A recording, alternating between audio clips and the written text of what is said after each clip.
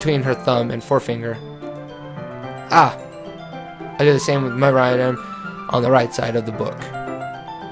That way, I turn the pages and your side is under her thumb after all. Flips to her side. But if I'm holding it like this, we're huddled even closer together than before.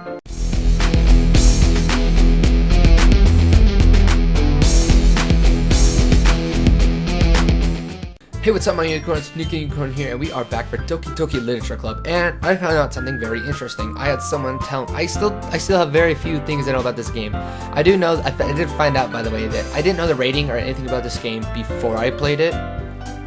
And I did find out that it was rated psychological horror. So, at the same sense, I have no idea what this game's about, but I do know that it will probably have a lot to involve with your mental, your mental problem. Like, it can give you, it's messing with your mind. Okay, but interesting enough, someone did tell me that you're supposed to kind of, as you can see on my screen, you can't see my mouse, but you can see like where my thing is. You're supposed to keep an eye on the Doki Doki Literature Club stuff, and I think they said specifically to keep an eye on the characters. Like they said, occasionally when you make choices, look at that, which I said I will, but I don't really know. Okay, so let's load game and let's get back into it. So I did know that much. Okay, you can skip fast forward to the text you've already read. Okay, another day passed, it's time for the club meeting again. I've got a little bit more comfortable here for the past couple days. Entering the classroom, the usual scene greets me. Hi, Nuclear. Yo, Sayori. Looks like you're in a good mood today. I'm just still not used to you being in the club, that's all. I see. That's a pretty simple thing to get you in a good mood. But I guess it's always the simple things with you. Anyway, speaking of which, I'm kinda hungry. Will you come with me to buy a snack? No thanks. That's not like you at all. I have my reasons. Why don't we take a look at your purse, Sayori? Why that? All of a sudden? No reason, really. I just wanted to look at it. Sayori nervously retrieved her coin purse. She fumbles with the latch and gets it open. Then she turns it upside down and lets it cut its spell out onto the desk. Only 2 small coins fall out. I knew it. I can see right through you, Sayori. That's not fair. How did you even know? It's simple.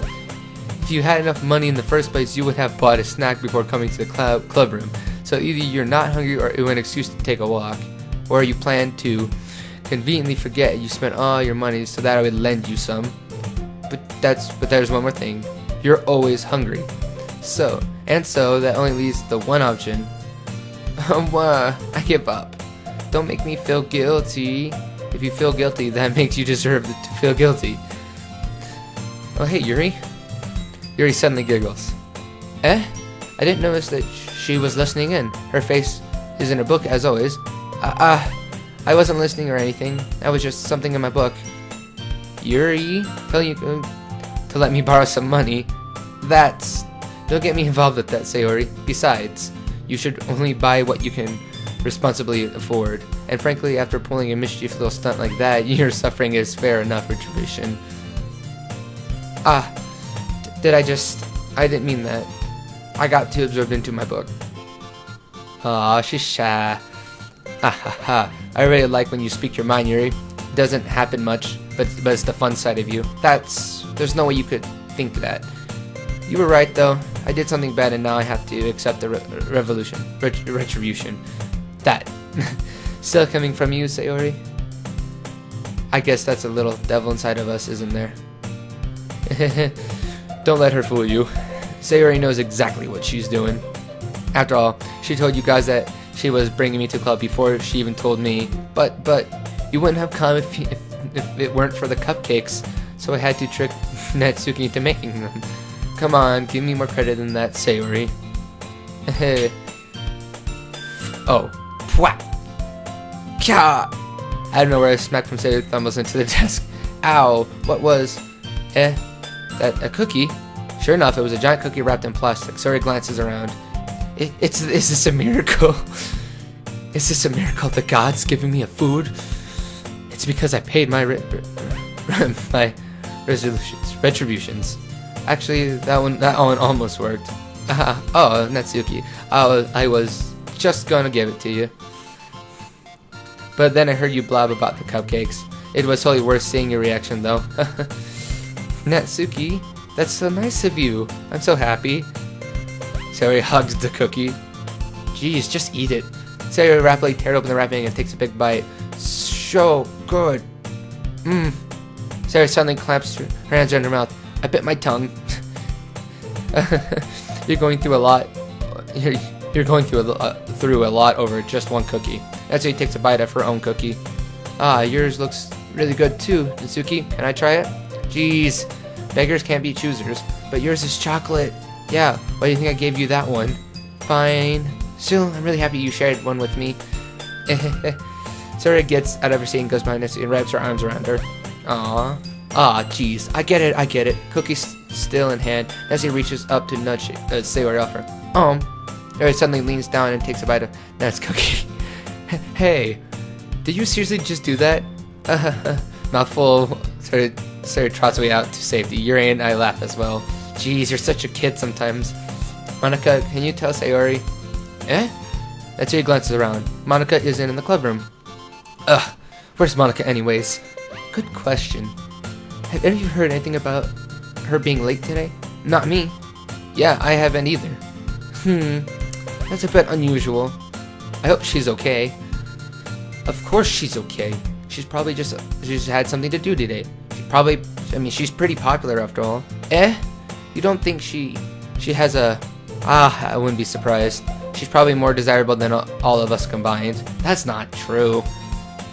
That's true. Excuse me? Suddenly the door swings open.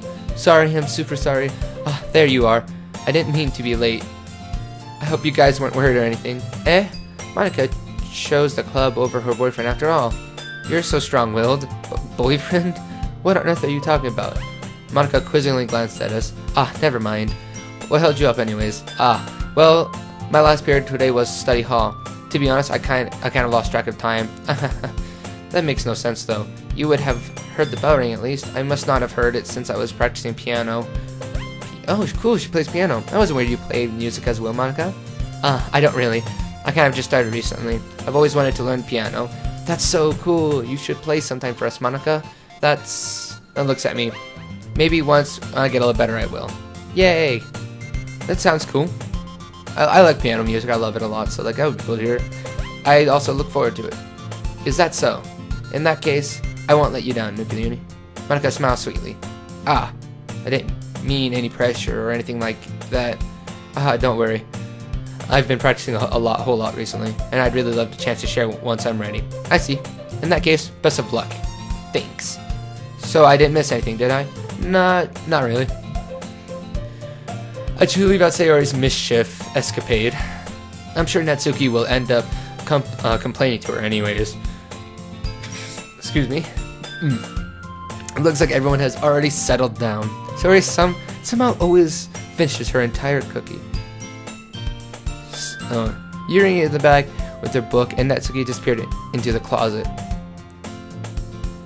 I'm really curious to talk to Yuri a little bit more, but at the same time, I would feel bad distracting her from her reading. I catch a glimpse of the cover of her book. It looks like the same book that she lent to me. More than that, she seems to be on the first few pages. Crap. I think she noticed me looking at her. She sneaks out a glance at me, and her eyes meet for a split second. But that only makes her hide in her face deeper in the book. Sorry. I was just spacing out. I mutter this, sensing I made her uncomfortable. Oh, it's fine. If I was focused, then I probably wouldn't have noticed it in the first place. But I'm just rereading a bit of this so that the book you gave me, right? I wanted to reread some of it. Not for any particular reason. Just curious, how come you have 2 copies of the book? Well, when I stopped at the bookstore yesterday, that's not what I meant. I mean, I just happened to buy 2 of them. I see. There's something fairly obvious here that Yuri isn't telling me, but I decided to let it go. Did she get a book for me and her that she hadn't read? I'll definitely start reading it soon. I'm glad to hear. Once it starts to pick up, you might have a hard time putting it down. It's a very engaging and relatable story. Is that so? What's it about anyways? Well, Yuri closes the book and scans her eyes over the back. The book is entitled Portrait of Markov. There's an ominous-looking eye symbol on the front of the cover. Alright, I just wanted to make sure I don't accidentally give anything away. Basically, it's about this girl in high school who moves in with her long-lost younger sister. But as soon as she does so, her life gets really strange. She gets targeted by these people who escape from human experiment prison. While her life is in danger, she needs to desperately choose who to trust. No matter what she does, she ends up destroying most of her relationships and her life starts to fall apart. That's kind of dark, isn't it? Yuri made it sound like it was going to be a nice story, so that dark came out of nowhere. Yuri gently giggles all of a sudden. Are you not a fan of that sort of thing, Yuri? No, it's not that. I mean, I can definitely enjoy those kind of stories, so don't worry. I hope so. Yeah, I totally forgot that Yuri is into these things. She's so shy and reclusive on the outside, but her mind seems to be completely different. It's just that those kinds of stories, they challenge you to look at life from a strange new perspective. When horrible things happen, not just because someone wants to be evil, but because they have their own goals and their own philosophical that they believe in. Philosophy. Ugh. So here's what I'm grasping. Maybe the book is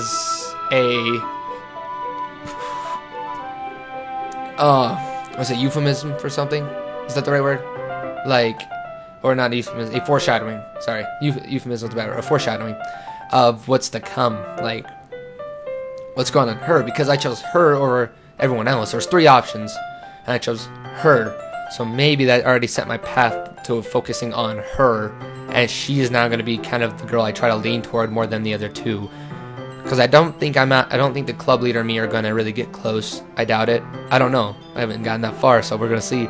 Then suddenly, when you thought you related to the protagonist, that they're made out to be the naive one for letting their one-sided morals interfere with their villain's plans. I'm rambling, aren't I? Not again. I'm sorry. Hey, don't apologize. I haven't lost interest or anything. Well, I guess it's alright then. But I feel like I shouldn't let you know that I have this problem. When I let things like books and writing fill in my thoughts, I kind of forget to pay attention to the people. So I'm sorry if I end up saying something strange. And people stop, and please stop me if I start talking too much. I really don't think you need to worry. That just means you're passionate about reading. And the least I can do is listen. This is a literature club after all. That's true. In fact, I might as well get started reading it, right? You don't have to. What are you saying?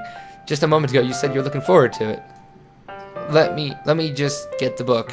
I quickly retrieved the book I had put in my bag. Alright, it's fine. If I sit here, right?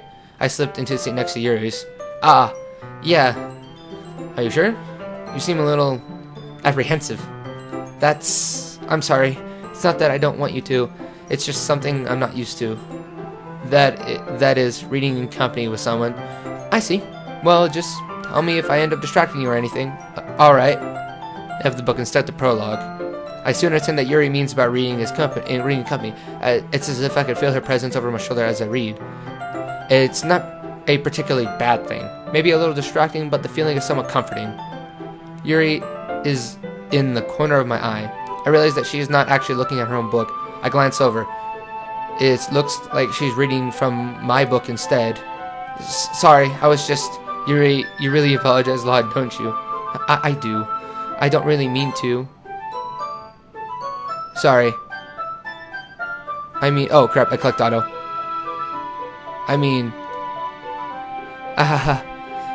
Here, this should work, right? I slide my desk until it's up against yours and hold my book out between the 2 of them. I suppose so. Yuri timidly closes her own copy. Once we each lean in a little bit, our shoulders are almost touching. Feels like my left arm is in all the way, so instead I use my right hand to open the book. I guess this makes it kind of difficult to turn pages. Here.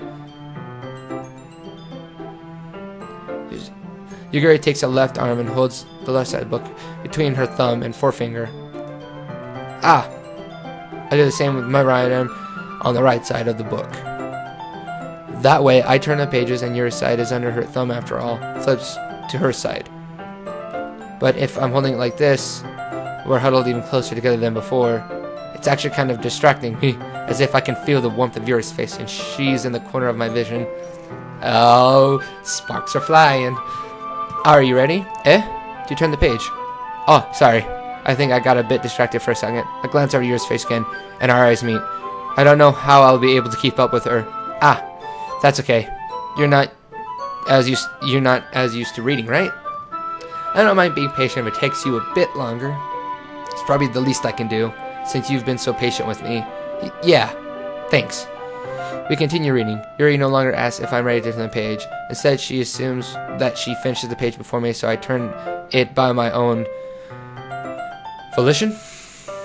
Sorry guys, I'm not a huge reader myself, so I can relate to the character. We continue the first chapter in silence. Even so, turning each page almost feels like an intimate exchange. My thumb gently letting go of the page, letting it flutter over to her side as she catches it under her own thumb.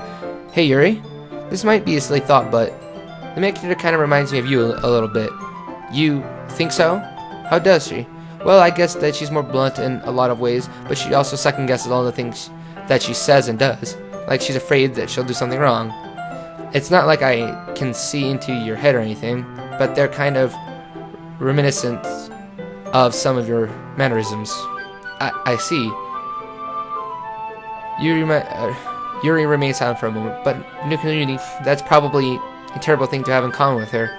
That's embarrassing that you think that.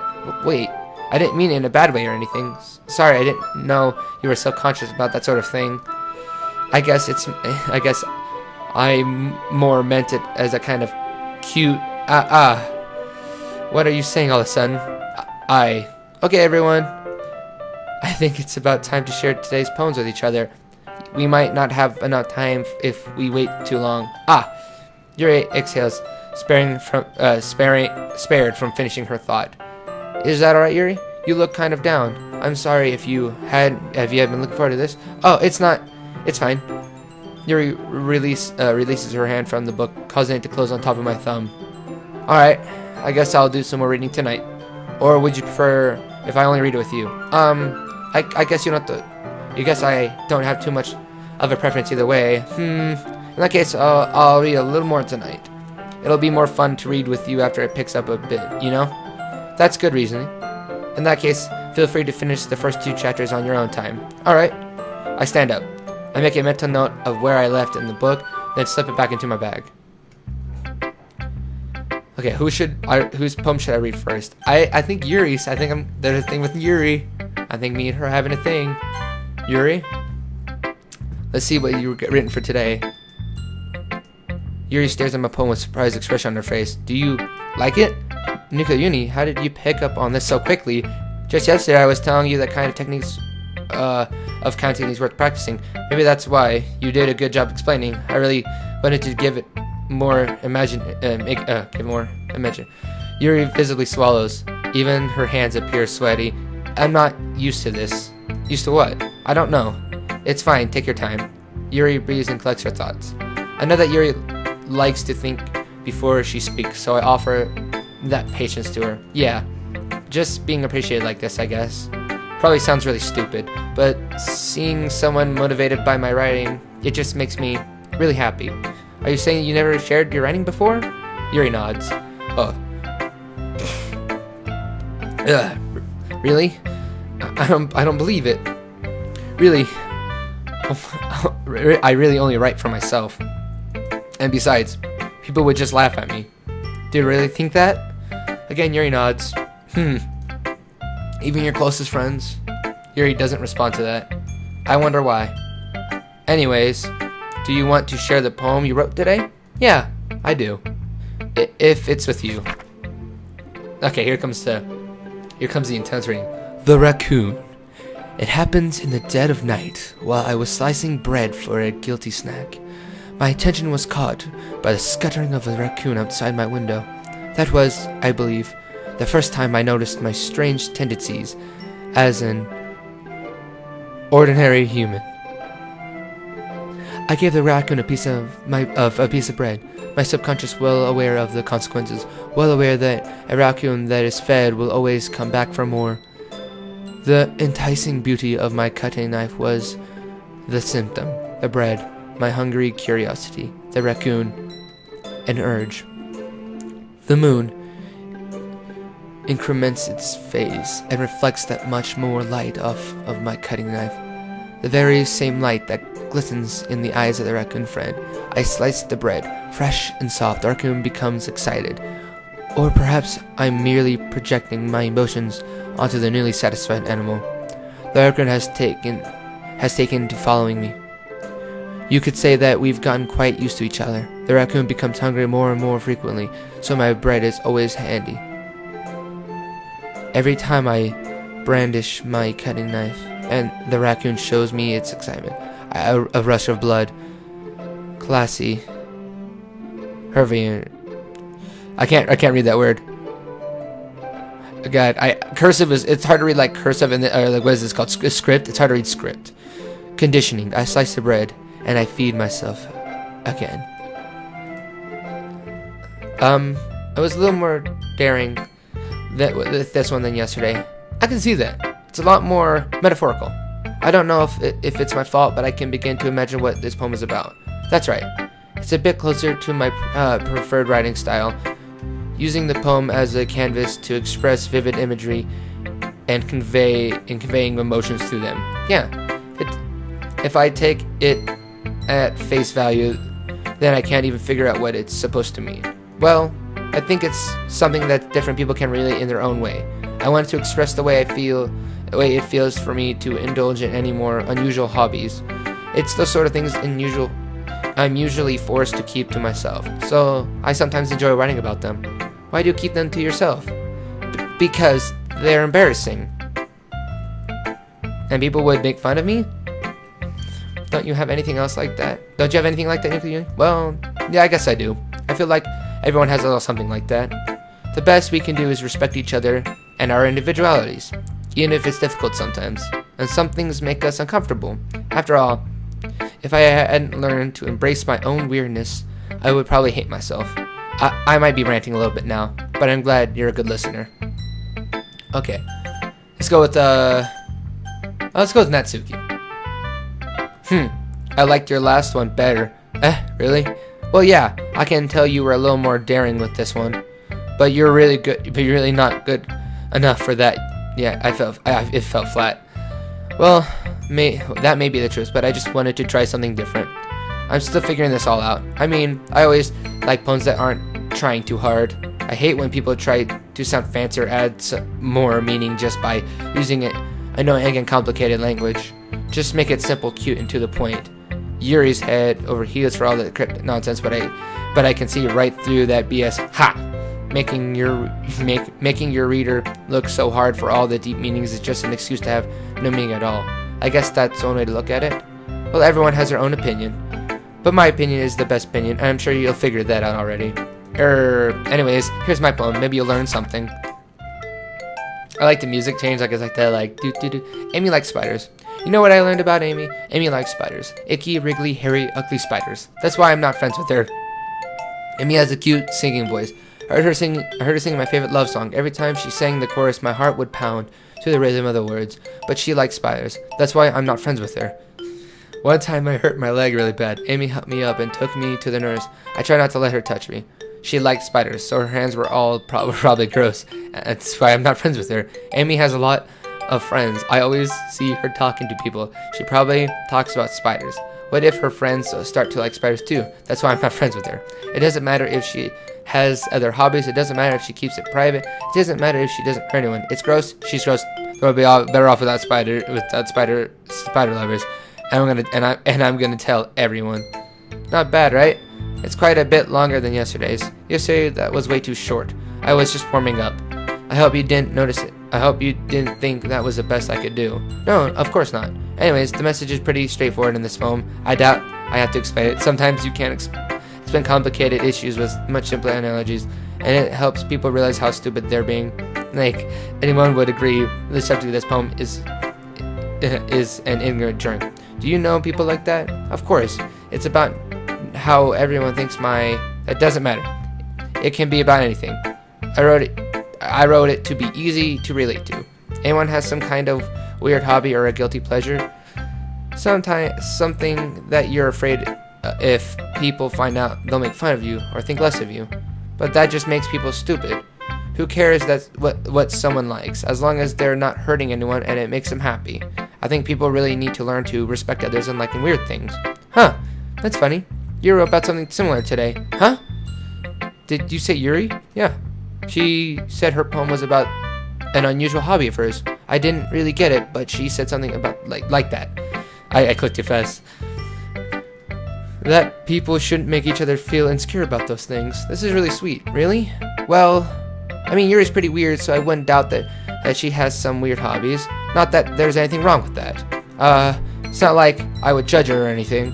Natsuki had trouble finding her words. I guess I should try not to be so mean to her. If she feels insecure about her weird behaviors and stuff, I mean, I always hate people who make me feel insecure.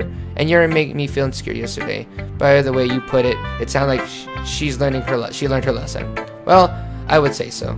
Even if her writing style is really different, I'm sure she'll appreciate the message in your poem. It's what I do best, after all. I don't like writing unless there's a good message to be taken away from it. Like, conveying emotions is important.